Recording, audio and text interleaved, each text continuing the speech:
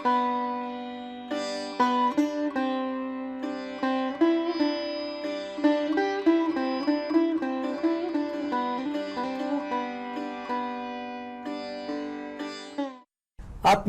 ವೀಕ್ಷಕರಿಗೆಲ್ಲ ನಮಸ್ಕಾರ ಹಾಗೂ ಈ ಸಂಚಿಕೆಗೆ ಹೃತ್ಪೂರ್ವಕ ಸ್ವಾಗತ.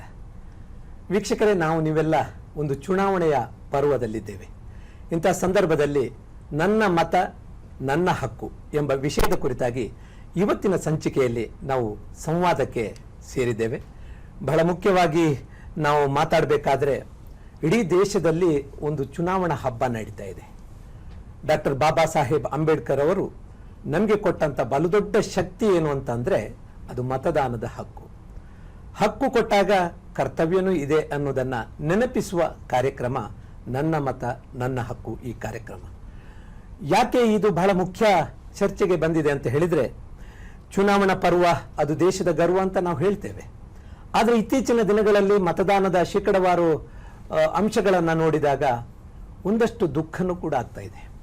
ಇಷ್ಟೆಲ್ಲ ಒಂದು ವ್ಯವಸ್ಥಿತ ಮತದಾರರ ಶಿಕ್ಷಣ ಮತ್ತು ಚುನಾವಣೆಯಲ್ಲಿ ಭಾಗವಹಿಸುವಿಕೆಯ ಬಗ್ಗೆ ಸ್ವೀಪ್ ಆಕ್ಟಿವಿಟೀಸ್ ಅಂತ ಏನು ಹೇಳ್ತೇವೆ, ಅದು ಬಹಳ ಕ್ರಿಯಾಶೀಲವಾಗಿ ಎಲ್ಲ ಜಿಲ್ಲೆಗಳಲ್ಲಿ ನಡೆದರೂ ಕೂಡ ಯಾಕೆ ಮತದಾನದಲ್ಲಿ ನಾವು ಬಹಳಷ್ಟು ಹಿಂದೆ ಇಟ್ಟು ಹಾಕ್ತಾ ಇದ್ದೇವೆ, ಯಾಕೆ ಹಿನ್ನಡೆ ಆಗ್ತಾ ಇದೆ? ಅದರಲ್ಲೂ ಮುಖ್ಯವಾಗಿ ನಗರ ಪ್ರದೇಶದವರು ಆಸಕ್ತಿನೇ ತೋರಿಸ್ತಾ ಇಲ್ಲ. ಆದರೆ ಎಲ್ಲ ಸೌಲಭ್ಯಗಳನ್ನು ಪಡೆಯುವ ಒಂದು ಸಂದರ್ಭದಲ್ಲಿ ಮತದಾನಕ್ಕೆ ಯಾಕೆ ಹಿಂದೇಟು ಅನ್ನೋ ಪ್ರಶ್ನೆ ನಮ್ಮ ಮುಂದೆ ನಿಲ್ತದೆ. ಎಲ್ಲರೂ ಕೂಡ ಮತದಾನ ಮಾಡಬೇಕು, ಎಲ್ಲರೂ ಕೂಡ ಮತಗಟ್ಟೆಗೆ ಹೋಗಿ ತಮ್ಮ ಹಕ್ಕನ್ನು ಚಲಾಯಿಸಬೇಕು ಅನ್ನುವ ಈ ಒಂದು ಚರ್ಚೆಯಲ್ಲಿ ಭಾಗವಹಿಸಲಿಕ್ಕೆ ಕಲಬುರಗಿಯ ವಿಜಯವಾಣಿ ಸ್ಥಾನಿಕ ಸಂಪಾದಕರಾದ ಬಾಬುರಾವ್ ಎಡ್ರಾಮಿ ಅವರು ನಮ್ಮ ಜೊತೆ ಸೇರಿದ್ದಾರೆ. ಸರ್, ನಿಮಗೆ ಕಾರ್ಯಕ್ರಮಕ್ಕೆ ಸ್ವಾಗತ ಮತ್ತು ನಮಸ್ಕಾರ. ಸರ್, ನಮಸ್ಕಾರ. ಹಾಗೆ ನಮ್ಮ ಜೊತೆಗೆ ಕರ್ನಾಟಕ ಕೇಂದ್ರೀಯ ವಿಶ್ವವಿದ್ಯಾಲಯದ ಭಾಷಾ ವಿಜ್ಞಾನ ವಿಭಾಗದ ಮುಖ್ಯಸ್ಥರು ಮತ್ತು ಸಹಾಯಕ ಪ್ರಾಧ್ಯಾಪಕರಾದ ಡಾಕ್ಟರ್ ಎಲ್ ಮಂಜುಳಾಕ್ಷಿ ಇದ್ದಾರೆ. ಅವರಿಗೂ ಕೂಡ ಕಾರ್ಯಕ್ರಮಕ್ಕೆ ಸ್ವಾಗತ. ನಮಸ್ಕಾರ. ನಮಸ್ಕಾರ. ಬಾಬುರಾವ್ ಎಡ್ರಾಮಿ ಅವರೇ, ನನ್ನ ಮತ ನನ್ನ ಹಕ್ಕು ಹೇಗೆ ಬಹಳ ಮುಖ್ಯ ಆಗ್ತದೆ ಅಂತ ತಾವು ಹೇಳ್ತೀರಿ? ಒಂದು, ನಾವು ಈ ವಿಶೇಷವಾಗಿ ನಾವು ಈ ಲೋಕಸಭೆ ಚುನಾವಣೆಯನ್ನು ನಾವು 12ನೇ ಶತಮಾನ ಅನುಭವ ಮಂಟಪಕ್ಕೆ ಹೋಲಿಸ್ತೀವಿ. ಅಂದರೆ ಈ ದೇಶದ ಪ್ರಪಂಚದ ಮೊಟ್ಟ ಮೊದಲ ಸಂಸತ್ತು ಅಂತ ಕರೆಯೋದು ಅನುಭವ ಮಂಟಪ. ಅಂದರೆ ಅಲ್ಲಿಂದಲೇ ನಮಗೆ ಸಂಸ್ಕಾರದ ಜೊತೆಗೆ ಒಂದು ಹಕ್ಕನ್ನು ಕೊಡುವಂಥ ಕೆಲಸ ಶುರುವಾಯಿತು. ಅಲ್ಲಿ ಶೋಷಿತರಿಗೆ ಒಂದು ಹಂತದಲ್ಲಿ ಮೇಲ್ಗಡೆ ತುಳಿತಕ್ಕ ದಮನಿತರನ್ನ ಅಲ್ಲಿ ಆ ಅನುಭವ ಮಂಟಪಕ್ಕೆ ತರುವ ಮೂಲಕ ಸಮಾಜದಲ್ಲಿ ಜಾಗೃತಿ ಮೂಡಿಸುವಂಥ ಕೆಲಸಗಳು ಆಗಿನ ಕಾಲದಲ್ಲಿ ಶುರುವಾಯಿತು. ಅಲ್ಲಿಂದಲೇ ಬದಲಾವಣೆಯ ಕಾಲ ಶುರುವಾಯಿತು. ಹಾಗೆಯೇ ಇತ್ತೀಚೆಗೆ ನಾವು ಸ್ವತಂತ್ರ ನಂತರ ನಾವೇನು ಸಂವಿಧಾನ ಬಂತು, ಸಂವಿಧಾನದತ್ತವಾಗಿ 18 ವರ್ಷ ಮೇಲ್ಪಟ್ಟ ಪ್ರತಿಯೊಬ್ಬರಿಗೂ ಸಹ ಮತದಾನ ಹಕ್ಕನ್ನು ಬಾಬಾ ಸಾಹೇಬ್ ಅಂಬೇಡ್ಕರ್ ಅವರು ಕೊಟ್ಟಿದ್ದಾರೆ. ಒಂದು ಅಂತಂದರೆ, ಈ ನಾವು ಭಾಳ ಚುನಾವಣಾ ಆಯೋಗ ಮತ್ತು ಚುನಾವಣಾ ಎಲ್ಲ ಜಿಲ್ಲೆಗಳ ಚುನಾವಣಾಧಿಕಾರಿಗಳು, ಸ್ವೀಪ್ ಸಮಿತಿಯವರು ಭಾಳ ಜನರಿಗೆ ಮತದಾನ ಮಾಡಬೇಕು, ಪ್ರತಿಯೊಬ್ಬರು ಮತದಾನ ಹಕ್ಕನ್ನು ಚಲಾಯಿಸಬೇಕು, ಪ್ರತಿಯೊಬ್ಬರು ಮತಗಟ್ಟೆಗೆ ಬರಬೇಕು ಅನ್ನೋ ಉದ್ದೇಶ ಇಟ್ಟುಕೊಂಡು ಮೇಲಿಂದ ಮೇಲೆ ಜನರಿಗೆ ಜಾಗೃತಿ ಮೂಡಿಸುವಂಥ ಕೆಲಸಗಳು ಭಾಳಷ್ಟು ಮಾಡ್ತಾ ಇದ್ದಾರೆ. ಒಂದು ಏನಂತಂದರೆ, ವಿಶೇಷವಾಗಿ ನಗರ ಪ್ರದೇಶಗಳಲ್ಲಿ ಮತದಾನ ಪ್ರಮಾಣ ಕಡಿಮೆ ಆಗ್ತಿರೋದು ತೀವ್ರ ಕಳವಳಕಾರಿ ಸಂಗತಿ. ಯಾಕೆಂತಂದರೆ ನಾವು ಇತ್ತೀಚೆಗೆ ಅದನ್ನು ಗಮನಿಸಿದಾಗ ನಾವು ಈ ಮತದಾರ ಯಾಕೆ ಕಡಿಮೆ ಬೇಕಾದ್ರೆ, ಅದು ವಿಶೇಷವಾಗಿ ಜಾಗೃತಗೊಂಡಂಥವ್ರು, ವಿಶೇಷ ಪ್ರಜ್ಞಾವಂತರು, ಬುದ್ಧಿವಂತರು, ವಿದ್ಯಾವಂತರು, ಈ ಸಾಫ್ಟ್ವೇರ್ ಸಿಟಿಗಳಿರ್ತಕ್ಕಂಥ ಬೆಂಗಳೂರಂಥ ಊರಲ್ಲಿ ಅತಿ ಹೆಚ್ಚು ಕಡಿಮೆ ಮಾತಾಡ. ಅದೇ ಪಕ್ಕ ನಾವು ಕರಾವಳಿಯ ದಕ್ಷಿಣ ಕನ್ನಡಕ್ಕೆ ಹೋದರೆ ಅಲ್ಲಿ ಶೇಕಡ 87% ಮತದಾನ ಆಗ್ತದೆ. 78 ಅಂದರೆ ಅಲ್ಲಿನ ಜನರ ಪ್ರಜ್ಞಾವಂತಿಕೆಯನ್ನು ಉಳಿದ ಭಾಗದವರು ಸಹ ಅದನ್ನು ಪಾಲಿಸುವಂಥದ್ದು ಒಂದು ಹಂತಕ್ಕೆ ಬಹಳ ಜರೂರಿ ಅಂತ ಈಗಿನ ಅನಿಸ್ತದೆ. ಮಂಜುಳಾಕ್ಷಿ ಅವರೇ, ಬಹಳ ಮುಖ್ಯವಾಗಿ ನಮ್ಮ ಚುನಾವಣೆಯಲ್ಲಿ ಮಹಿಳೆಯರು ಬಹಳ ಮುಖ್ಯ ಪಾತ್ರವನ್ನು ವಹಿಸ್ತಾರೆ. ಯಾಕೆಂತ ಹೇಳಿದ್ರೆ, ಹೆಣ್ಣೊಬ್ಬಳು ಕಲ್ತ್ರೆ ಶಾಲೆ ತೆರೆದಂತೆ ಅಂತ ಹೇಳ್ತೇವೆ. ಆದರೆ ಹೆಣ್ಣೊಬ್ಬಳು ಜಾಗೃತ ಆದರೆ ಇಡೀ ಮನೆ ಮತದಾರರನ್ನ ಓಟ್ ಹಾಕುವ ಹಾಗೆ ಮಾಡಬಹುದು ಅನ್ನೋದು ಕೂಡ ಅಷ್ಟೇ ಸತ್ಯ. ತಾವೇನು ಹೇಳ್ತೀರಿ? ಮಹಿಳೆ ಒಂದು ನಡೆದ ಬಂದ ದಾರಿಯನ್ನ ನೋಡಿದಾಗ, ಸೊ ಪ್ರಾರಂಭದಲ್ಲಿ ಮಹಿಳೆಗೆ ಯಾವುದೇ ರೀತಿಯ ಮತದಾನದ ಹಕ್ಕಿರ್ಲಿಲ್ಲ. ಹೌದು. ಸೊ ತಾವು ತಿಳಿದ ಹಾಗೇನೆ ಮಹಿಳೆ ಪ್ರಾರಂಭದಲ್ಲಿ ಮನೆಯ ಗೃಹಿಣಿ ಹಾಗೆಯೇ ಮನೆಗೆ 4 ಗೋಡೆಗೆ ಸೀಮಿತ ಆಗಿದ್ದಂಥದ್ದು. ಸೊ ಈ ಮತದಾನದ ಪ್ರಕ್ರಿಯೆ ಅನ್ನೋದು ಇತ್ತೀಚಿನ ಆಗಿ ಬಂದಂಥದ್ದು. ಸೊ ಮುಖ್ಯವಾಗಿ ಹೇಳ್ಬೇಕಂತಂದ್ರೆ, ಈ ಅವಳ ಬಹುಶಃ 12ನೇ ಶತಮಾನದವರೆಗೆ ಸೊ ನಾವು 12ನೇ ಶತಮಾನದವರೆಗೆ ಅವಳಿಗೆ ಸಾಮಾಜಿಕವಾಗಿ, ಆರ್ಥಿಕವಾಗಿ, ರಾಜಕೀಯ ಯಾವ ವಲಯದಲ್ಲಿಯೂ ಕೂಡ ಅವಳಿಗೆ ಮಾನ್ಯತೆ ಇರಲಿಲ್ಲ, ಯಾವುದೇ ಹಕ್ಕು ಕೂಡ ಇರಲಿಲ್ಲ. ಕೇವಲ ಸಂಸಾರಕ್ಕೆ ಮಾತ್ರ ಸೀಮಿತಳಾಗಿದ್ದಂತಹ ಮಹಿಳೆ ಒಂದು ಕಾಲಘಟ್ಟದಲ್ಲಿ, ನಾವು ಹೇಳ್ಬೇಕಂತಂದ್ರೆ 12ನೇ ಶತಮಾನದಲ್ಲಿ ನಾವು ಅಕ್ಕಮಹಾದೇವಿಯನ್ನ ತಗೊಂಡಿದ್ದೆ ಆದ್ರೆ, ಸಂಜೀವನ್ನವನ್ನ ತೆಗೆದುಕೊಂಡಿದ್ದೆ ಆದ್ರೆ, ಅವರ ಒಂದು ಧ್ವನಿ ಎತ್ತಿದ್ದು ಅಲ್ಲಿ ಯಾವುದೇ ರೀತಿಯ ಸಾಮಾಜಿಕವಾಗಿ ಅಥವಾ ಅವ್ರಿಗೆ ಮಾನ್ಯತೆ ಇರ್ಲಿಲ್ಲ, ಮನ್ನಣೆ ಕೂಡ ಸಿಕ್ಕಿರ್ಲಿಲ್ಲ.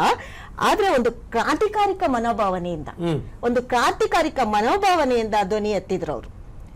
ಅಲ್ಲಿ ಸಮಾನತೆಗಾಗಿ ಹೋರಾಡಿದ್ರಂತವ್ರು. ಅಲ್ಲಿವರೆಗೆ ಬ್ರಿಟಿಷರ ಕಾಲಕ್ಕೆ ಬಂದಾಗ ಅಲ್ಲಿ ಮಹಿಳೆಗೆ ಒಂದು ಹಕ್ಕು ಸಿಕ್ಕಿದ್ರು ಕೂಡ ಆ ಹಕ್ಕು ಅನ್ನುವಂಥದ್ದು ಕೇವಲ ಪದವೀಧರರಿಗೆ ಮತ್ತು ಈ ಟ್ಯಾಕ್ಸ್ ಹೋಲ್ಡರ್ಸ್ ಅಂತ ಏನ್ ಹೇಳ್ತೀವಿ ನೋಡಿ, ಅವರಿಗೆ ಮಾತ್ರ ಸೀಮಿತವಾಗಿದ್ದು. ಅಲ್ಲೂ ಕೂಡ ಎಲ್ಲಿ ಶಿಕ್ಷಣಕ್ಕೆ ಅವಳಿಗೆ ಆದ್ಯತೆ ಇಲ್ಲದೆ ಇದ್ದಾಗ ಅವಳು ಪದವೀಧರ ಆಗುವಂತದ್ದಾದ್ರೂ ಹೇಗೆ? ಹೌದು, ನಿಜ. ಸೊ ಆದ್ರಿಂದ ಮತದಾನದ ಹಕ್ಕು ಅನ್ನುವಂಥದ್ದು ಅವಳಿಗೆ ಒಂದು ಆಶಾದಾಯಕವಾಗಿ ಉಳಿದೋಯ್ತು. ಎಲ್ಲಿ ನಾವು ಪ್ರಜಾಪ್ರಭುತ್ವವನ್ನ ಸಂವಿಧಾನವನ್ನ, ಸರ್ಕಾರವನ್ನ ನಿರ್ಮಿಸಿದ್ವೋ, ಕಾನೂನುಬದ್ಧವಾಗಿ ಸಂವಿಧಾನದಲ್ಲಿ ಎಲ್ಲಿ ಅವಳಿಗೆ ಈ ಎಲ್ಲಾ ಸವಲತ್ತುಗಳನ್ನು ಪಡೆಯುವ ಆದ್ಯತೆ ಸಿಕ್ತೋ, ಆಗ ಅವಳಿಗೆ ಈ ಸಾಮಾಜಿಕವಾಗಿ, ಆರ್ಥಿಕವಾಗಿ, ಶೈಕ್ಷಣಿಕವಾಗಿ ಎಲ್ಲ ರೀತಿಯಲ್ಲೂ ಈ ರಾಜಕೀಯವಾಗಿ ಪಾಲ್ಗೊಳ್ಳೋದಕ್ಕೂ ಕೂಡ ಸಾಧ್ಯ ಆಯ್ತು. ಅದಕ್ಕೆ ಒಂದು ಕಟ್ಟುಪಾಡು ಏನಂತ ಹೇಳಿದ್ರೆ 18 ವರ್ಷ ತುಂಬಬೇಕು ಅನ್ನೋ, 18 ವರ್ಷ ತುಂಬಬೇಕು ಅನ್ನೋ. ಅಲ್ಲಿ ಗಂಡು ಹೆಣ್ಣು, ಬಡವ ಬಲ್ಲಿದ, ಶಿಕ್ಷಣ ಹೊಂದಿದವ ಶಿಕ್ಷಣ ಹೊಂದದವ ಆ ಭೇದ ಇಲ್ಲದೆ ಎಲ್ಲರಿಗೂ ಒಂದೇ ಮತ. ವ್ಯಕ್ತಿ ಯಾವುದೇ ಇರಲಿ, ಯಾವುದೇ ಸಮುದಾಯ ಇರಲಿ, ಯಾವುದೇ ಧರ್ಮ ಇರಲಿ, ಆದರೆ ಒಬ್ಬ ವ್ಯಕ್ತಿಗೆ ಒಂದು ಮತ ಅಂತ ಅನ್ನೋದು ನಮ್ಮ ಸಂವಿಧಾನಿಕ ಹಕ್ಕು. ಅದನ್ನು ನಾವು ಬಳಕೆ ಮಾಡದೆ ಹೋದರೆ, ಯಾವುದೇ ಒಂದು ಮಾತಿದೆ ಒಂದು ನಮ್ಮಲ್ಲಿ ನಾನುಡಿದೆ, ಯಾವುದೇ ಒಂದು ಹಕ್ಕನ್ನಾಗಿ ನಾವು ಹಕ್ಕನ್ನು ಕೇಳ್ತೀವಿ, ಆದರೆ ನಮ್ಮ ಕರ್ತವ್ಯವನ್ನು ನಿಭಾಯಿಸಲ್ಲ. ಇದು ಬಹಳ ಮುಖ್ಯ. ಯಾಕೆಂತಂದ್ರೆ ನೀವು ಬಹುತೇಕವಾಗಿ ನಾವು ನಮ್ಮ ಹಕ್ಕಿನ ಬಗ್ಗೆ ಮಾತಾಡ್ತೇವೆ, ನಮ್ಮ ವಾಕ್ ಸ್ವಾತಂತ್ರ್ಯದ ಬಗ್ಗೆ ಮಾತಾಡ್ತೇವೆ, ನಮ್ಮ ಕಾನೂನಿನ ಬಗ್ಗೆ ಮಾತಾಡ್ತೀವಿ, ಆದರೆ ನಮ್ಮ ಕರ್ತವ್ಯದ ಪ್ರಜ್ಞೆಯನ್ನು ಮೆರೀಲಿಕ್ಕೆ ನಾವು ಯಾವತ್ತೂ ಮುಂದೆ ಬರಲ್ಲ. ಇದು ಯಾಕೆ ಆಗ್ತದೆ ಅನ್ನೋದ್ರ ಬಗ್ಗೆ ಚರ್ಚೆಗಳು ಆಗಬೇಕು. ಆಗೋದ್ರ ಮೂಲಕ ಜನರಿಗೆ ಒಂದಷ್ಟು ಜಾಗೃತಿ ಆದರೆ ಒಂದಷ್ಟು ಜನ ಈ ಮತದಾನ ಪ್ರಮಾಣ ಇನ್ನಷ್ಟು ಹೆಚ್ಚಾಗಲಿಕ್ಕೆ ಅನುಕೂಲ ಆಗ್ತದೆ ಅಂತ ನನ್ನ ಭಾವನೆ. ಮತದಾರರು ನಾನು ಚಲಾಯಿಸುವಂತ ಮತದ ಮಹತ್ವ, ಮತ್ತೆ ನಾನು ಆಯ್ಕೆ ಮಾಡುವಂತ ಪ್ರತಿನಿಧಿ, ನನ್ನ ಗುರಿ, ಈ ಎಲ್ಲವನ್ನ ಇಟ್ಟುಕೊಂಡು ಮತ ಚಲಾಯಿಸಬೇಕಾಗಿದೆ. ಈ ಒಂದು ಹಿನ್ನಡೆಗೆ ನಿಮ್ಮ ಪ್ರಕಾರ ಯಾವುದು ಕಾರಣ ಆಗಿರ್ಬೋದು ಅಂತ ತಾವು ಹೇಳ್ತೀರಿ? ಕಾರಣ ಇದನ್ನೇ ಅಂತ ಸ್ಪಷ್ಟವಾಗಿ ಗೊತ್ತಾಗದೆ ಹೋದರೂ ಸಹ ನನಗೆಲ್ಲ ಒಂದು ಕಡೆ ಅನಿಸ್ತದೆ, ಈ ಅಕ್ಷರಸ್ಥರಿಗಿಂತ ಅನಕ್ಷರಸ್ಥರೇ ಬಹಳ ಸುಶಿಕ್ಷಿತರು ಈ ವಿಷಯದಲ್ಲಿ ಅಂತ ನನ್ನ ಮತದಾನ ವಿಷಯದಲ್ಲಿ. ಯಾಕೆಂತಂದ್ರೆ ನಾವು ಅವ್ರು ಶಾಲೆಗೆ ಹೋಗಿಲ್ಲ, ಕಲ್ತಿಲ್ಲ, ಪದವೀಧರಲ್ಲ ಅಂತ ಅಂದ್ರೂ ಸಹ ಮತಗಟ್ಟೆಗೆ ಬಂದು ಮತ ಚಲಾವಣೆ ಮಾಡಿ ತಮ್ಮ ಹಕ್ಕನ್ನು ಚಲಾಯಿಸ್ತಾರೆ, ಜೊತೆಗೆ ಕರ್ತವ್ಯನ ನಿರ್ವಹಿಸ್ತಾರೆ. ಆದರೆ ಈ ಪದವೀಧರಾಗದಂಥ ಸಾಫ್ಟ್ವೇರ್ ಇಂಜಿನಿಯರ್ಗಳು, ಡಾಕ್ಟರ್ಗಳು, ಬೇರೆ ಬೇರೆ ದೊಡ್ಡಂಥ ಹುದ್ದೆಯಲ್ಲಿರ್ತಕ್ಕಂಥವ್ರು ಮತ ಹಾಕಲ್ಲ ಅಂತಂದ್ರೆ ಯಾಕೆ? ಅದೊಂದು ಪ್ರಶ್ನೆ ಸಹಜವಾಗಿಯೇ ಕಾಡುತ್ತೆ. ಅದನ್ನು ನಾವು ಒಂದು ಹಂತದಲ್ಲಿ ಅದನ್ನು ನಾವು ನೋಡಿದಾಗ, ಬೆಂಗಳೂರಿಗೆ ಸೀಮಿತವಾಗಿ ಮಾತನಾಡಿದಾಗ ನನಗೆಲ್ಲ ಒಂದು ಕಡೆ ಬೆಂಗಳೂರಿನ ಮತದಾರರಲ್ಲದವರು ಹೆಚ್ಚಿನ ಜನ ಅಲ್ಲಿರೋದು ಒಂದು ಕಾರಣ ಆಗಿರ್ಬೋದು ಅಂತ ನನಗೆ ಅನಿಸ್ತದೆ. ಅಲ್ಲಿ ಬೆಂಗಳೂರಿನ ಉದ್ಯೋಗ ಅರಸಿಕೊಂಡು ಬೆಂಗಳೂರಿಗೆ ಹೋಗಿರಬಹುದು. ಅದು ಪ್ರಮಾಣ ಅಂದರೆ ಒಂದು ಅಲ್ಲಿ ಪ್ರಮಾಣದಲ್ಲಿ ನೋಂದಾಯಿಸಿಕೊಂಡವರಲ್ಲಿ ವೋಟರ್ ಹೆಸರಿದ್ದು ಬಹುತೇಕ ಇರ್ತಾರೆ. ಆದರೆ ದಿನಬೇಕು ಅವರು ಮತದಾನ ಮಾಡಲಿಕ್ಕೆ ತಮ್ಮ ಊರುಗಳಿಗೆ ಹೋದಾಗ ಒಂದಿಷ್ಟು ಕಡಿಮೆ ಆಗ್ಬೋದು. ಅದು ಒಂದು 5% ಕಡಿಮೆ ಆದರೆ ತೊಂದರೆ ಇಲ್ಲ. ಆದರೆ ಕರಾವಳಿಯಲ್ಲಿ ಅದೇ ಪಕ್ಕದ ಮಂಡ್ಯದಲ್ಲೇ, ಮೈಸೂರಿಂದ ದಾಟಿ ಹೋದ್ರೆ ಮಂಡ್ಯದಲ್ಲೇ ಅಷ್ಟು ಹೆಚ್ಚು ಮತದಾನ ಆಗ್ತದೆ, ಬೆಂಗಳೂರಲ್ಲಿ ಯಾಕಾಗಲ್ಲ ಅನ್ನೋದು ಸಹಜವಾಗಿನ ಪ್ರಶ್ನೆ ಕಾಣ್ತದೆ. ಹೌದು, ಯಾಕಂದ್ರೆ ಈಗ ಈ ಮಹಿಳೆಯರ ಅಂಕಿಅಂಶಗಳ ಬಗ್ಗೆ ಮಂಜುಳಾಕ್ಷಿ ಅವರು ಏನು ಅಭಿಪ್ರಾಯ ಹೇಳ್ತೀರಿ? ಅಂಕಿಅಂಶಗಳನ್ನ ನೋಡಿದಾಗ ಬಹುಶಃ ಭಾರತದಂತೆ ಇಡೀ ಭಾರತಾದ್ಯಂತ ಅಥವಾ ಹೊರ ರಾಷ್ಟ್ರಗಳಲ್ಲೂ ತೆಗೆದುಕೊಂಡು ನಾವು ಅಂಕಿಅಂಶಗಳನ್ನ ನೋಡಿದಾಗ ಮಹಿಳೆಯರೇ ಹೆಚ್ಚು ಸಂಖ್ಯೆಯಲ್ಲಿ ಇರುವಂತದ್ದು ಕಂಡು ಬರ್ತಾ ಇದೆ. ನಿರ್ಣಾಯಕರು ಕೂಡ ಹೌದು. ಮಹಿಳೆಯರು ಎಲ್ಲಿ ಮತದಾನ ಹಕ್ಕನ್ನ ಬಹಳ ಅಚ್ಚುಕಟ್ಟಾಗಿ ಮಾಡ್ತಾರೋ ಅಲ್ಲಿ ಒಳ್ಳೆಯ ಸುಶಿಕ್ಷಿತ ರಾಜಕಾರಣಿಗಳು ಬರ್ಲಿಕ್ಕೂ ಅದು. ನಾನು ಇಲ್ಲೊಂದು ತಮ್ಮ ಮುಂದೆ ಇದು ಬಹಳ ಮಹತ್ವವಾದಂಥದ್ದು.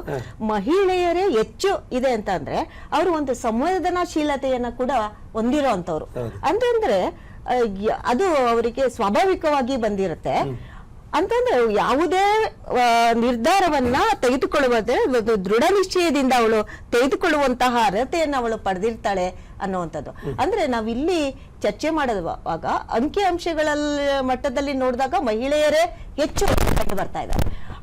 ಆ ಮಹಿಳೆ ಮತ ಚಲಾಯಿಸುವಾಗ ಒಂದು ದೃಢ ನಿಶ್ಚಯವಾಗಿ, ಒಂದು ಖಚಿತವಾಗಿ, ಯಾವುದೇ ಆಮಿಷಕ್ಕೆ ಒಳಗಾಗದೆ ಸೊ ಒಂದು ನಿರ್ಧರಿತವಾದ ಸರ್ಕಾರವನ್ನ ರೂಪಿಸುವಲ್ಲಿ ಮಹಿಳೆ ಪಾತ್ರ ಎಲ್ಲೋ ಬಹಳ ಮುಖ್ಯವಾಗಿರುತ್ತೆ. ಈಗ ಕಲ್ಯಾಣ ಕರ್ನಾಟಕ ಭಾಗದ ಮಹಿಳೆಯರಿಗೆ ದೊಡ್ಡ ಜವಾಬ್ದಾರಿ ಇದೆ ಅಂತ ನೀವು ಹೇಳ್ತೀರಿ. ಹೌದು. ಅಂಕಿಅಂಶಗಳ ಪ್ರಕಾರ ಹೇಗಿದೆ ಜಿಲ್ಲೆಯಲ್ಲಿ ಮಹಿಳೆಯರ ಮತದಾನ ಮಾಡಲಿಕ್ಕೆ ಅರ್ಹರಾದವರು?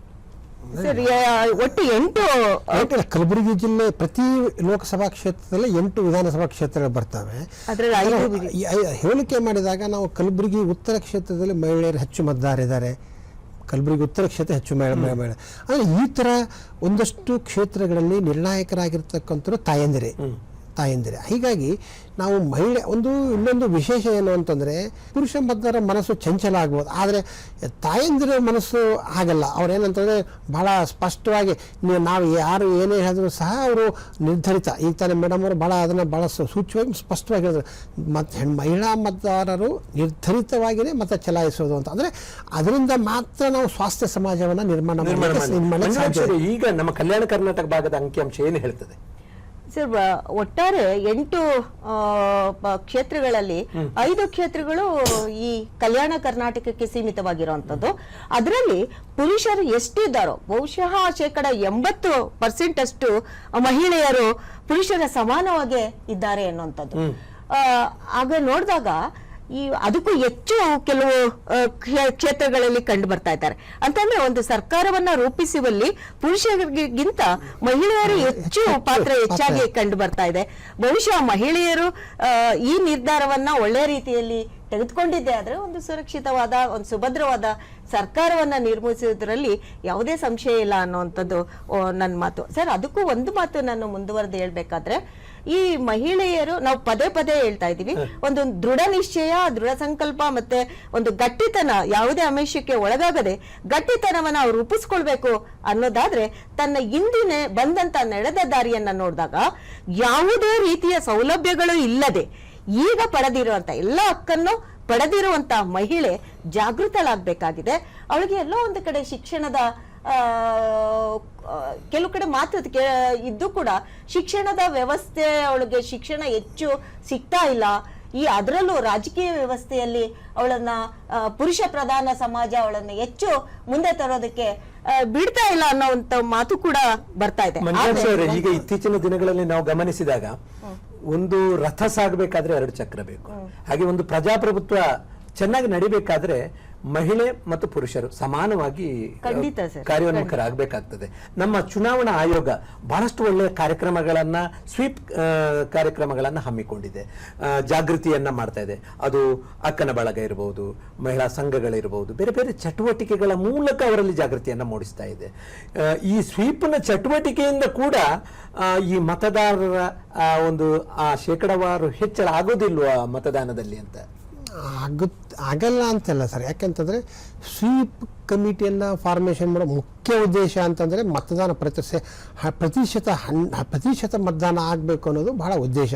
ಆದರೆ ಏನಾಗ್ತದೆ ಎಲ್ಲೋ ಒಂದು ಕಡೆ ಅಂತಂದರೆ, ನಾವು ಅದನ್ನು ಸ್ವೀಪ್ ಆ್ಯಕ್ಟಿವಿಟೀಸು ಕೆಲವೊಂದು ಕಡೆ ಸೀಮಿತವಾಗಿ, ಅಂದರೆ ಗ್ರಾಮೀಣ ಪ್ರದೇಶಕ್ಕೂ ಹೆಚ್ಚೆಚ್ಚು ತಲುಪಲಿಕ್ಕೆ ಆಯಾ ತಾಲೂಕಾ ಜಿಲ್ಲೆಯಲ್ಲಿ CO ಅವರು ಸ್ವೀಪ್ ಕಮಿಟಿ ಅಧ್ಯಕ್ಷರಿರ್ತಾರೆ. ತಾಲೂಕಾದಲ್ಲಿ ಆಯಾ ತಾಲೂಕಾ ಪಂಚಾಯಿತಿಯ ಕಾರ್ಯನಿರ್ವಹಣಾಧಿಕಾರಿಗಳು ಸ್ವೀಪ್ ಅಧ್ಯಕ್ಷರಾಗಿರೋದು.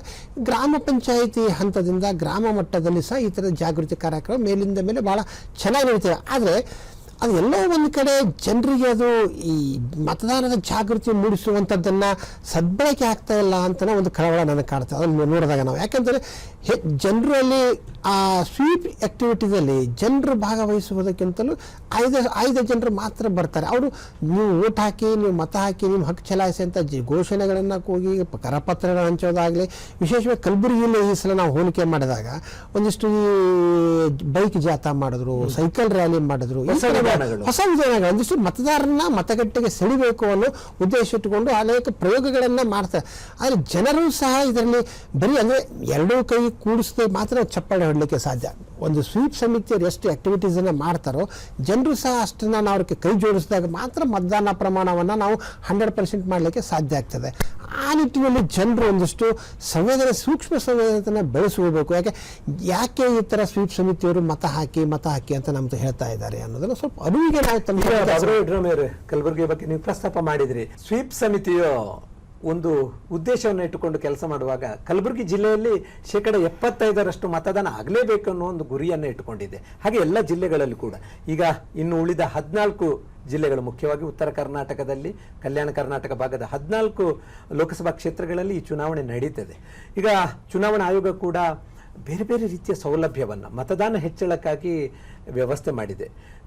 ಮುಖ್ಯವಾಗಿ ಮಂಜುಳಾಕ್ಷಿ ಅವರು ಹೇಳಬೇಕು, ಮಹಿಳೆಯರನ್ನು ಕೇಂದ್ರೀಕರಿಸಿ ಬೇರೆ ಬೇರೆ ರೀತಿಯಲ್ಲಿ ಒಂದು ಪಿಂಕ್ ಮತಗಟ್ಟೆ ಆಗಿರ್ಬೋದು, ಸಖಿ ಮತಗಟ್ಟೆ ಅಂತ ಏನಿರಬಹುದು ಅಲ್ಲಿ, ಮತ್ತೆ ಮಹಿಳೆಯರು ಬಂದಾಗ ಅವರಿಗೆ ಆದ್ಯತೆಯನ್ನು ಕೊಡುವಂಥ ಒಂದು ವ್ಯವಸ್ಥೆಯನ್ನು ಕೂಡ ಅಲ್ಲಿ ಕಲ್ಪಿಸಲಾಗಿದೆ ಅಂತ. ಹೌದು ಸರ್. ಈಗ ಒಂದು ಆಕರ್ಷಣೀಯ ರೀತಿಯಲ್ಲಿ ಮಹಿಳೆಯರಿಗೆ ಈ ಸಖಿ ಪಿಂಕ್ ಸಖಿ ಬೂತ್ ಅಂತ ಅದನ್ನ ಕಲ್ಪಿಸಿಕೊಟ್ಟಿದ್ದಾರೆ. ಸೊ ಅಲ್ಲಿ ಎಲ್ಲಾ ರೀತಿಯ ಸೌಲಭ್ಯತೆಯನ್ನು ಕೂಡ ಹೆಣ್ಮಕ್ಳಿಗೆ ಅವ್ರಿಗೆ ದೊರಕುವಂತೆ ಮಾಡಿದ್ದಾರೆ. ಸೊ ನೀರು ಕುಡಿಯುವಂತದ್ದು, ಅವ್ರಿಗೆ ವಿಶ್ರಾಂತಿ ತೆಗೆದುಕೊಳ್ಳುವುದಕ್ಕೆ ಪ್ರತ್ಯೇಕವಾಗಿ ರೂಮನ್ನ ನಿರ್ಮಿಸುವಂತದ್ದು, ಮತ್ತೆ ಎಲ್ಲಾ ರೀತಿಯ ವ್ಯವಸ್ಥೆಯನ್ನು ಕೂಡ ಅಲ್ಲಿ ಮಾಡಿ ಕ್ಯೂ ಸಮೇತನೇ ಬೇರೆ ಇರೋದ್ರಿಂದ ಮಹಿಳೆಯರಿಗೆ ಹೆಚ್ಚು ಆದ್ಯತೆಯನ್ನ ಎಲ್ಲಾ ಕಡೆ ಕೊಡಲಾಗ್ತಾ ಇದೆ. ಸೊ ಅದರಿಂದ ಒಂದು ನಾವಿಲ್ಲಿ ಯೋಚನೆ ಮಾಡಬೇಕು ಸರ್, ಮೊದಲೇ ಹೇಳ್ದಂಗೆ ಈ ಪ್ರಜ್ಞಾವಂತ ಮಹಿಳೆಯರು, ವಿದ್ಯಾವಂತರು, ಶಿಕ್ಷಣ ಇರುವಂತವರು ಕೂಡ ಹೆಚ್ಚು ವೋಟ್ ಮಾಡೋದಕ್ಕೆ ಬರ್ತಾ ಇಲ್ಲ. ಹೆಚ್ಚು ಈ ನಮ್ಮ ಗ್ರಾಮಾಂತರ ಪ್ರದೇಶದಲ್ಲಿ ನೋಡಿದ್ರೆ ಹೆಚ್ಚು ಸಕ್ರಿಯವಾಗಿ ಅವರೇ ಪಾಲ್ಗೊಳ್ತಾ ಇದ್ದಾರೆ ಅನ್ನುವಂಥದ್ದು. ಈಗ ಇದು ಈ ಒಂದು ತರತಮ ಭಾವ ಹೋಗಬೇಕು. ಶಿಕ್ಷಣ ಹೊಂದಿದವರು ಮತ್ತು ಶಿಕ್ಷಣ ಹೊಂದದವರು ಈ ಮಧ್ಯೆ ಮತದಾನದಲ್ಲಿ ಆಗಬಾರದು. ಎಲ್ಲರೂ ಸಮಾನವಾಗಿ ಅರ್ಹ ಮತದಾರರು ಮತಗಟ್ಟೆಗೆ ಬರಬೇಕು, ಮತ ಚಲಾಯಿಸಬೇಕು. ಹೌದು ಸರ್. ಬಾಬ್ರವರೇ, ಈಗ ಹಿರಿಯ ನಾಗರಿಕರಿಗೆ ಆಗಿರ್ಬೋದು, ವಿಶೇಷ ಚೇತನರಿಗೆ ಅಲ್ಲಿ ಕೂಡ ಈ ಮತದಾನ ಮಾಡ್ಲಿ, ಅವರಿಗೆ ಒಂದು ವ್ಯವಸ್ಥೆ ಕಲ್ಪಿಸೋಣ. ಆಕರ್ಷಣೀಯವಾಗಿರ್ತಕ್ಕಂಥ ವ್ಯವಸ್ಥೆಯನ್ನ ಕಲ್ಪಿಸ್ತಾರೆ. ಒಂದು ಡೆಕೋರೇಟೆಡ್ ಬೂತ್ಗಟ್ಟೆ ಆಗಿರ್ಬೋದು. ಒಂದು ನಾವು ಈ ಸಲ ಗಮನಿಸಿರ್ಬೋದು, ಒಂದು ಬಹಳ ವಿಶೇಷ ಏನಂತಂದ್ರೆ ಇದೇ ಮೊದಲನೇ ಸಲ ಯಾವ ಹಿರಿಯ ನಾಗರಿಕರಿಗೆ ಅವರು ಮನೆಗೆ ಹೋಗಿ ಮತದಾನ ಮಾಡಿಸುವಂಥ ವ್ಯವಸ್ಥೆ ಈ ಸಲ ಆಯಿತು. ಈ ಕಲಬುರಗಿ ಜಿಲ್ಲೆಯಲ್ಲಿ ಮೊನ್ನೆ ಭಾಳ ಕಲಬುರಗಿ ಸೇರಿದಂತೆ 5 ಲೋಕಸಭಾ ಕ್ಷೇತ್ರಗಳಲ್ಲಿ ಮತ್ತು ಈ ಮುಂಬೈ ಕರ್ನಾಟಕದ 9 ಕ್ಷೇತ್ರಗಳಲ್ಲಿ ಈ ಪ್ರಕ್ರಿಯೆ ಮೊನ್ನೆ ಆಯಿತು. ಭಾಳ 14 ಲೋಕಸಭಾ ಕ್ಷೇತ್ರಗಳ ವ್ಯಾಪ್ತಿಯಲ್ಲಿ ಭಾಳ ಮೊನ್ನೆ 3 ದಿನಗಳ ಹಿಂದೆ ಭಾಳ ಸಿಸ್ಟಮೆಟಿಕ್ ಆಯಾ ಜಿಲ್ಲೆಯ ಚುನಾವಣಾಧಿಕಾರಿಗಳೇ ಖುದ್ದು ಹಿರಿಯ ನಾಗರಿಕರಿರ್ತಕ್ಕಂಥ ಮನೆಗಳಿಗೆ, ಮುಂಚಿತವಾಗಿ ನೋಂದಾಯಿಸಿಕೊಂಡಂಥವರ ಮನೆಗಳಿಗೆ ತೆರಳಿ ಮತಗಟ್ಟೆ ಅಧಿಕಾರಿಗಳು ಹೋಗಿ ಮತದಾನ, ಅಂದರೆ ಉದ್ದೇಶ ಏನು ಅಂತಂದರೆ ಹಿರಿಯ ನಾಗರಿಕರು ಸಹ ಈ ಮತದಾನ, ಅಂದರೆ ಅವರು ಮನೆ ಬಿಟ್ಟು ಬರಲಿಕ್ಕಾಗಲ್ಲ, ಮತಗಟ್ಟೆ ದೂರ ಇರ್ತದೆ, ಇನ್ನಿತರ ಸಮಸ್ಯೆ ಇದ್ದರೂ ಸಹ, ಆರೋಗ್ಯ ಸಮಸ್ಯೆ ಇದ್ದವರು ಸಹ ಇದನ್ನು ಬಳಸ್ಕೊಳ್ಳಿಕ್ಕೆ ಭಾಳ ತುಂಬ ಅನುಕೂಲ. ಹೆಚ್ಚು ಕಡಿಮೆ ಮೊನ್ನೆ ಕಲಬುರಗಿ ಜಿಲ್ಲೆಯಲ್ಲಿ ಒಂದು 900 ಹೆಚ್ಚು ಜನ ಮನೆಯಿಂದ ಮತ ಚಲಾಯಿಸ್ತಾರೆ. 85 ವರ್ಷಕ್ಕಿಂತ ಮನೆಯಲ್ಲಿರ್ತಕ್ಕಂಥ ಹಿರಿಯರು. ಅಂದರೆ ಇದು ಒಂದು ಚುನಾವಣೆಯ ಸುಧಾರಣೆಯ ಹಂತ. ಮತ್ತು ಮತದಾನ ಪ್ರಕ್ರಿಯೆಯಿಂದ ಯಾರನ್ನೂ ದೂರ ಉಳಿಬಾರದು ಅನ್ನುವ ಭಾಗವಾಗಿಯೇ ಇರೋದು. ಅದರ ಜೊತೆಗೆ ಇನ್ನೊಂದೇನಂತ ಕರ್ತವ್ಯರತ ಸಿಬ್ಬಂದಿಗಂತೂ ಸಹಜವಾಗಿಯೇ ಮತದಾನ ಮೊದಲೇ ಅದು ಈ ಪೋಸ್ಟಲ್ ವೋಟ್ ಅಂತ ಕರಿತೀವಿ, ಚುನಾವಣಾ ಕರ್ತವ್ಯ ನಿರ್ವಹಣೆ ಮಾಡತಕ್ಕಂಥ ಸಿಬ್ಬಂದಿಗೆ. ಅದ್ರ ಜೊತೆಗೆ ಇನ್ನೊಂದು ವಿಶೇಷ ಅಂದರೆ ಮಾಧ್ಯಮದವರಿಗೂ ಸಹ ಈ ಸಲ ನಾವು ಯಾರು ಅಕಾರ್ಡೆಟೆಡ್ ಜರ್ನಲಿಸ್ಟ್ ಇದ್ದಾರೋ ಅವರು ಚುನಾವಣಾ ಪ್ರಕ್ರಿಯೆಯಲ್ಲಿ ಯಾರು ವರದಿಗಾಗಿ ಸುದ್ದಿಗಳನ್ನು ಮಾಡಲಿಕ್ಕೆ ಅವರು ಸಹ ಹೊರಗೆ ಉಳಿಬಾರ್ದು ಅನ್ನೋ ಕಾರಣಕ್ಕೆ ಯಾರು ಈ ಅಕಾರ್ಡೆಟೆಡ್ ಜರ್ನಲಿಸ್ಟ್ ಇದ್ದಾರೋ ಅವ್ರಿಗೂ ಸಹ ಮುಂಚಿತವಾಗಿಯೇ ಈ ಚುನಾವಣಾ ಸಿಬ್ಬಂದಿ ಥರನಾಗಿ ಮತದಾನ ಮಾಡುವಂಥ ವ್ಯವಸ್ಥೆಯನ್ನು ಸಹ ಕಲ್ಪಿಸಿದೆ. ಹೀಗೆ ಒಂದಷ್ಟು ಸಾಕಷ್ಟು ಅನುಕೂಲಗಳನ್ನು ಸಹ ಚುನಾವಣಾ ಆಯೋಗ ಮತ್ತು ಸ್ವೀಪ್ ಸಮಿತಿಯವರು ಮಾಡಿಕೊಡ್ತಾರೆ. ವಿಶೇಷವಾಗಿ ಈ ಮೇಡಮ್ ಅವರು ಪ್ರಸ್ತಾಪ ಮಾಡಿದ್ರು, ತಾವು ಪ್ರಸ್ತಾಪ ಮಾಡಿದೆ ಏನಂತ, ಈ ಪಿಂಕ್ ಮತಗಟ್ಟೆಗಳು ಅಂತಂದರೆ ಅದು ಸಖಿ ಮತಗಟ್ಟೆ ಅಂತ, ಅದು ಭಾಳ ಅಟ್ರಾಕ್ಟಿವ್ ಆಗಿ ಭಾಳ ಅದನ್ನು ನೋಡಿ ಬಂದ ತಕ್ಷಣ ಅದನ್ನು ನೋಡಲಿಕ್ಕೆ ಒಂಥರಕ್ಕೆ ಬಲೂನ್ಗಳಿಂದ ಡೆಕೋರೇಷನ್ ಶೃಂಗಾರ ಮಾಡಿರ್ತಾರೆ. ಅದನ್ನು ಹೆಣ್ಮಕ್ಕಳಿಗೆ ಬಂದ ತಕ್ಷಣ ಏನೋ ಒಂಥರ ಎಲ್ಲ ಫೀಲ್ ಅವರಲ್ಲಿ, ನಾನು ನನ್ನ ಹಕ್ಕನ್ನು ಚಲಾಯಿಸಲಿಕ್ಕೆ ಬಂದಿರುವಂಥ ಸ್ಥಳ ಭಾಳ ಆಕರ್ಷಣೀಯವಾಗಿದೆ, ಏನೋ ಒಂದು ಅವರ ಮನೋಭಾವನೆ ಮತ್ತು ಅವರ ಆತ್ಮ ಖುಷಿ ಸಿಗುವಂಥ ಕೆಲಸ ಸಹ ಚುನಾವಣಾ ಆಯೋಗ ಈ ಥರ ಮಾಡ್ತಾರೆ. ಅಂದರೆ ಪ್ರಯೋಗ ಉದ್ಯೋಗಗಳು ಮೇಲಿಂದ ಮೇಲೆ ಬದಲಾವಣೆ ಉದ್ದೇಶ ಇಷ್ಟೇ, ಮತದಾನದ ಹೆಚ್ಚು ಜನ ಆಗಲಿ ಅಂತ, ಶೇಕಡಾವಾರು ಹೆಚ್ಚಾಗಲಿ ಅಂತ ಬಹಳ ಉದ್ದೇಶ. ಹೌದು, ಯಾಕಂದ್ರೆ ಈ ರೀತಿಯ ಎಲ್ಲ ಆಕರ್ಷಣೆಗಳನ್ನು ಮಾಡಿದ್ರು ಕೂಡ ಮತದಾನದಲ್ಲಿ ಇಳಿಕೆ ಆಗ್ತಾ ಇರುವುದು ಆತಂಕಕಾರಿ. ಇದು ಪ್ರಜಾಪ್ರಭುತ್ವದ ದೃಷ್ಟಿಯಿಂದ ಒಳ್ಳೆಯದಲ್ಲ. ಮೇಡಮ್ ಅವರು, ಈಗ ಮಹಿಳೆಯರು ಹೆಚ್ಚು ಮತದಾನ ಮಾಡಬೇಕು, ಅವರು ಹೆಚ್ಚು ಕ್ರಿಯಾಶೀಲರಾಗಬೇಕು ಈ ಪ್ರಜಾಪ್ರಭುತ್ವದ ಈ ಒಂದು ಹಬ್ಬದಲ್ಲಿ ಅಂತ ಹೇಳಬೇಕಾದ್ರೆ ಅವರು ಯಾವ ಯಾವ ದಾರಿಗಳನ್ನು ಹಿಡಿಬೇಕು, ಯಾವ ರೀತಿಯ ಪ್ರಕ್ರಿಯೆಯನ್ನು ಅವರು ಅನುಸರಿಸಬೇಕು ಅಂತ? ಬಹಳ ಮುಖ್ಯವಾದ ಪ್ರಶ್ನೆ ಸರ್. ನಾನು ಅದಕ್ಕೂ ಮುಂಚೆ ಅದಕ್ಕೆ ಹಿಂದೆ ಹೋಗಿ ಈ ಮತದಾನದ ಮಹತ್ವವನ್ನು ಒಂದು ನಿಮಿಷ ನಾವು ಆಲೋಚನೆ ಮಾಡಬೇಕಾಗಿದೆ. ಸೊ ಒಂದು ಕಡೆ ಡಾಕ್ಟರ್ ಅಂಬೇಡ್ಕರ್ ಅವರು ಪ್ರಾರಂಭದಲ್ಲೇ ನಾವು ಅಂಬೇಡ್ಕರ್ ಬಗ್ಗೆ ಬಹಳ ಚರ್ಚೆಯನ್ನ ಮಾಡಿದ್ವಿ. ಅಂದ್ರೆ ಅವರ ಮಹತ್ವವನ್ನು, ಸಂವಿಧಾನವನ್ನ ಕಲ್ಪಿಸಿಕೊಡುವುದರ ಮೂಲಕ ಮಹಿಳೆಗೆ ಕೊಟ್ಟಂತಹ ಈ ಆದ್ಯತೆಯನ್ನ, ಅವಳು ಎಷ್ಟು ಸಮಾಜದಲ್ಲಿ ಬಹಳ ಮುಖ್ಯವಾಗಿ ತನ್ನ ಸ್ಥಾನವನ್ನ ಗಿಟ್ಟಿಸಿಕೊಳ್ಳುವುದರಲ್ಲಿ ಅವ್ರು ಕೊಟ್ಟಂತಹ ಈ ಹಕ್ಕು ಹೇಗೆ ತನ್ನ ಮಹತ್ವವನ್ನ ಪಡ್ಕೊಳ್ತಾ ಇದೆ ಅನ್ನೋದಕ್ಕೆ ಪ್ರಾರಂಭದಲ್ಲಿ ಒಂದು ಮಾತನ್ನ ನಾವಿಲ್ಲಿ ಚರ್ಚೆ ಮಾಡಿದ್ರೆ ಬಹಳ ಮುಖ್ಯ ಅಂತ ನಾನು ಅನ್ಕೋತೀನಿ ಸರ್. ಸೊ ಅಂಬೇಡ್ಕರ್ ಅವರು ಸಂವಿಧಾನವನ್ನ ಮಂಡಿಸುವಂತಹ ದಿನ ಒಂದು ಮಾತನ್ನ ಅವ್ರು ಹೇಳ್ತಾರೆ. ಸೊ ಏನಪ್ಪಾ ಅಂತಂದ್ರೆ, ಆ ದಿನ ನಾವು ದ್ವಂದ್ವಕ್ಕೆ ಒಳಗಾಗಿದ್ದೇವೆ, ದ್ವಂದ್ವಕ್ಕೆ ಕಾಲಿಡ್ತಾ ಇದ್ದೇವೆ ರಾಜಕೀಯವಾಗಿ ಪ್ರತಿಯೊಬ್ಬ ವ್ಯಕ್ತಿ ಕೂಡ, ಅದು ಗಂಡಾಗಿರ್ಲಿ ಹೆಣ್ಣಾಗಿರ್ಲಿ, ಪ್ರತಿಯೊಬ್ಬ ಕೂಡ ಒಂದು ಮತ, ಒಂದು ವ್ಯಕ್ತಿ ಮತ್ತು ಒಂದು ಮೌಲ್ಯ ಅನ್ನೋ ನಿಟ್ಟಿನಲ್ಲಿ ಪ್ರತಿಯೊಬ್ಬ ವ್ಯಕ್ತಿ ಕೂಡ ರಾಜಕೀಯವಾಗಿ ಹಕ್ಕನ್ನ ಮತ ಚಲಾಯಿಸುವ ಹಕ್ಕನ್ನ ಪಡೆದಿದ್ದಾನೆ ಅನ್ನುವಂಥದ್ದು. ಆದ್ರೆ ಒಂದು ಅಂಶ ಅವ್ರು ಹೇಳ್ತಾರೆ, ರಾಜಕೀಯವಾಗಿ ಆರ್ಥಿಕವಾಗಿ ಸಮಾನತೆ ಇದ್ದಾಗ ಮಾತ್ರ ಈ ರಾಜಕೀಯವಾಗಿ ಹಕ್ಕನ್ನ ಚಲಾಯಿಸುವುದಕ್ಕೆ ಒಂದು ಮಾನ್ಯತೆ ಸಿಗುತ್ತೆ ಅನ್ನೋದು ಬಹಳ ಮುಖ್ಯ ವಿಚಾರ ಹೇಳಿದ್ರಿ. ಆರ್ಥಿಕ, ಸಾಮಾಜಿಕ ಮತ್ತು ಶೈಕ್ಷಣಿಕವಾಗಿ ಸಮಾನತೆ ಸಿಗಬೇಕಾದ್ರೆ ಏನ್ ಮಾಡಬೇಕು? ಪ್ರಜಾಪ್ರಭುತ್ವವನ್ನ ಗಟ್ಟಿಗೊಳಿಸಬೇಕು. ನಮಗೆ ಒಂದು ಬಲಿಷ್ಠ ಸರ್ಕಾರವನ್ನ ರಚನೆ ಮಾಡಲಿಕ್ಕೆ ಒಬ್ಬ ಉತ್ತಮ ಪ್ರತಿನಿಧಿಯನ್ನ ನಾವು ಆಯ್ಕೆ ಮಾಡ್ಕೊಳ್ಬೇಕು. ಉತ್ತಮ ಪ್ರತಿನಿಧಿಯನ್ನ ಆಯ್ಕೆ ಮಾಡಬೇಕಾದ್ರೆ ಮತ್ತೆ ಮೂಲಕ್ಕೆ ಬರಬೇಕು, ನಾವು ಮತದಾನ ಮಾಡಬೇಕು. 5 ವರ್ಷಕ್ಕೊಮ್ಮೆ ನಾವು ಮತದಾನದ ಈ ಒಂದು ಅವಕಾಶ ಇದ್ದಾಗ ಒಬ್ಬ ಯೋಗ್ಯ ಅಭ್ಯರ್ಥಿಯನ್ನ, ಒಬ್ಬ ಸಮರ್ಥ ಅಭ್ಯರ್ಥಿಯನ್ನ ನಾನು ಆಯ್ಕೆ ಮಾಡುವಂತ ಅಭ್ಯರ್ಥಿ ಯಾವ ರೀತಿ ಇರಬೇಕು, ಯಾವ ಅಭ್ಯರ್ಥಿ ನನಗೆ ಬೇಕು ಅನ್ನೋದನ್ನ ನಿರ್ಧಾರ ಮಾಡುವ ದೊಡ್ಡ ಅಸ್ತ್ರ ಮತದಾರರ ಕೈಯಲ್ಲಿ ಇರ್ತದೆ. ಏನ್ ಹೇಳ್ತೀರಿ ಬಾಬ್ರವರು? ನಿಜ. ಯಾಕಂತಂದ್ರೆ ನಾವು ಯಾರನ್ನ ನಮ್ಮ ಪ್ರತಿನಿಧಿಯಾಗಿ ನೋಡ್ಬೇಕಂತ ಬಯಸ್ತೀವೋ, ಯಾವ ಥರದ ಸರ್ಕಾರ ಬರಬೇಕು ಅಂತ ನಾವು ಬಯಸ್ತೀವೋ, ಅಂಥ ವ್ಯಕ್ತಿ ಮತ್ತು ಅಂಥ ಸರ್ಕಾರ ಬರಬೇಕು ಅಂತಂದರೆ ಮೊದಲು ನಾವು ಹಕ್ಕನ್ನು ಚಲಾಯಿಸಬೇಕು, ಕರ್ತವ್ಯವನ್ನು ನಿಭಾಯಿಸಬೇಕು. ಆ ಕೆಲಸ ಇವತ್ತು ಒಂದು ಕಡೆ ವಿಶೇಷವಾಗಿ ನಾವು ಮತದಾನ ನಡೀತಕ್ಕಂಥ ಪ್ರಕ್ರಿಯೆ ನೋಡಿದಾಗ ನಾವು ಹಳ್ಳಿಗಳಲ್ಲಾಗಿರ್ಬೋದು, ಮಹಿಳೆಯರು ಮತ್ತು ಈ ಪುರುಷ ವರ್ಗ ಹೆಚ್ಚಿಗೆ ಆದರೆ ಯುವಕರೆಲ್ಲ ಮತದಾನದಿಂದ ದೂರ ಉಳಿತಿದ್ದಾರೆ ಅಂತ ನನಗೊಂದು ಕಳವಳ ಕಾಡುತ್ತೆ. ಈ ಸಲ ಅಂತಂದರೆ ಗುಲ್ಬರ್ಗ ಜಿಲ್ಲೆಯಲ್ಲಿ 35,000 ಹೊಸ ಮತದಾರರು ಈ ಸಲ ಸೇರ್ಪಡೆಯಾಗಿದ್ದಾರೆ. ಈ 35,000 ಮತದಾರರು ತಮ್ಮ ಹಕ್ಕನ್ನು ಚಲಾಯಿಸಿದ್ರೆ ಅದನ್ನು ಎಷ್ಟು ಪ್ರಮಾಣದ ಮತ ಚಲಾಯಿಸಿದ್ರು ಅನ್ನೋದನ್ನು ನಾವು ಒಂದ್ಸಲ ನೋಡಬೇಕು. ಚುನಾವಣೋತ್ತರದಲ್ಲಿ ಅದನ್ನು ನಾವು ನೋಡಲಿಕ್ಕೆ ಸಾಧ್ಯ. ಆದರೆ ನಾವು ಕಳೆದ ವಿಧಾನಸಭಾ ಚುನಾವಣೆಗೆ ಹೋಲಿಕೆ ಮಾಡಿದಾಗ ಈ ಹೊಸದಾಗಿ ಮತದಾರರ ಪಟ್ಟಿಗೆ ಸೇರಿದಂಥ ಯುವಕರು ಮತದಾನ ಮಾಡಿದ ಪ್ರಮಾಣ ಸ್ವಲ್ಪ ಕಡಿಮೆನೆ ಹೋಲಿಕೆ. ನೀವು ಹೇಳೋ ಪ್ರಕಾರ ಯುವ ಮತದಾರರು ಬಹಳಷ್ಟು ಆಸಕ್ತಿಯಿಂದ ಮತಗಟ್ಟೆಗೆ ಬರಬೇಕು, ಮತ ಚಲಾಯಿಸಬೇಕು. ಮೊದಲ ಮತದಾರರು ಇವತ್ತು ಏನಾಗಿದೆ ಅಂತ ಹೇಳಿದ್ರೆ, ನೀವು ಆ ಒಂದು ಮಾತು ಹೇಳುವಾಗ ಯುವ ಮತದಾರರಲ್ಲಿ ಮೊದಲ ಬಾರಿಗೆ ಮತ ಚಲಾಯಿಸುವವರು ಬಹಳ ಉತ್ಸುಕತೆಯಿಂದ ಇದ್ದಾರೆ. ನಾನು ಮೇ 7 ಯಾವಾಗ ಬರ್ತದೆ, ಮತಗಟ್ಟೆಗೆ ಯಾವಾಗ ಹೋಗ್ತೇನೆ ಅನ್ನೋ ಒಂದು ಕಾತರದ ಕ್ಷಣವನ್ನು ಕಾಯ್ತಾ ಇದ್ದಾರೆ. ನಮ್ಮ ಮೇ 7ನೇ ತಾರೀಕಿಗೆ ನಾವು ಮತಗಟ್ಟೆಗೆ ಹೋಗ್ತೇವೆ. ಈ ಭಾಗದಲ್ಲಿ ಅಥವಾ ಈಗ ವಾತಾವರಣ ಹೇಗಿದೆ ಅಂತ ಬಹಳ ಬಿಸಿಲಿನ ಝಳ ಇದೆ. ಈ ಬಿಸಿಲಿನ ಝಳ ಇರಬಹುದು, ಅಥವಾ ಬೇಡ ಇವತ್ತು ರಜೆ ಸಿಕ್ಕಿದೆ, ನಮ್ಗೇನು ಕೆಲಸ ಇಲ್ಲ ಅಂತ ಹೇಳಿ ಟೂರ್ ಹೋಗೋದಾಗ್ಲಿ, ಅಥವಾ ಮಕ್ಕಳನ್ನು ಕರ್ಕೊಂಡು ಬೇರೆ ಎಲ್ಲಿಯಾದ್ರೂ ಬೀಗರ ಮನೆಗೆ ಹೋಗೋದು ಅಥವಾ ತವರ ಮನೆಗೆ ಹೋಗೋದು, ಇಂಥದ್ದನ್ನು ಕೂಡ ಮಾಡುವುದರ ಮೂಲಕ ಮತದಾನದ ಅಂಕಿಅಂಶದಲ್ಲಿ ಕಡಿಮೆ ಬರ್ತದೆ ಶೇಕಡಾವಾರು. ಅದಕ್ಕೆ ನಾವು ಈ ಸಂದರ್ಭದಲ್ಲಿ ಈ ಒಂದು ವಾತಾವರಣವನ್ನ ನೋಡಿ, ಈಗಿನ ಪರಿಸ್ಥಿತಿಯನ್ನ ನೋಡಿ, ಮುಂದಿನ ಭವಿಷ್ಯವನ್ನ ನೋಡಿ ಮತ ಚಲಾಯಿಸಬೇಕಾದ್ರೆ ನಾವು ಯಾವ ನಿರ್ಧಾರವನ್ನ ಕೈಗೊಳ್ಳಬೇಕು ಮೇ 7ನೇ ತಾರೀಕಿಗೆ ಅಂತ? ಮೊದಲು 7ನೇ ತಾರೀಕು ನಾವು ಮತ ಹಾಕಬೇಕು ಅನ್ನೋ ನಿರ್ಧಾರ ಫಸ್ಟ್ ನಾವು ಕೈಗೊಳ್ಳೋದು ಬಹಳ. ಯಾಕಂದ್ರೆ ಹಸಮಣಿಯಿಂದ ಬಂದು ಮತ ಹಾಕಿದ್ವಿ ಉದಾಹರಣೆ ಇದೆ.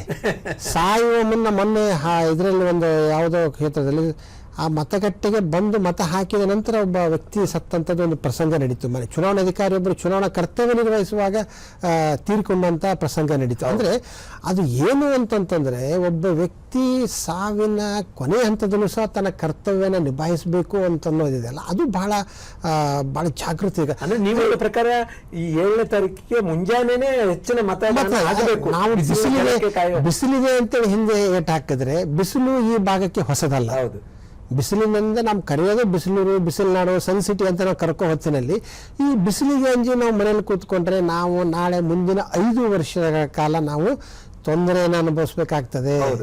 ಆ ನಿಟ್ಟಿನಲ್ಲಿ ನಾವು ಜನರಿಗೆ ಜಾಗೃತಿ ಮೂಡಿಸ್ಬೇಕು ಭಾಳ ಯಾಕೆಂದರೆ ನಾನು ಈಗ ಬೆಂಗಳೂರಿನಲ್ಲಿ ಆಗಿರೋದು ಮೊನ್ನೆ ಅದೇ ಅಂತ ಅನಿಸ್ತದೆ ನನಗೆ. ಬೆಂಗಳೂರಿನಲ್ಲಿ ಮತದಾನ ಪ್ರಮಾಣ ಆಗಲಿಕ್ಕೆ ನೀವು ಪ್ರಸ್ತಾಪ ಮಾಡಿದ್ದು ಭಾಳ ಒಳ್ಳೆಯ ವಿಷಯ. ಯಾಕಂದರೆ ಈ ಒಂದು ದಿನ ರಜೆ ಸಿಕ್ಕರೆ ಸಾಕು, ಅವತ್ತು ಸ್ಯಾಟರ್ಡೆ, ಮುಂದಿನ ಸ್ಯಾಟರ್ಡೆ 2 ರಜೆ ಹಾಕಿಬಿಡೋಣ, ಟೂರ್ಗೆ ಹೋಗ್ಬಿಡೋಣ.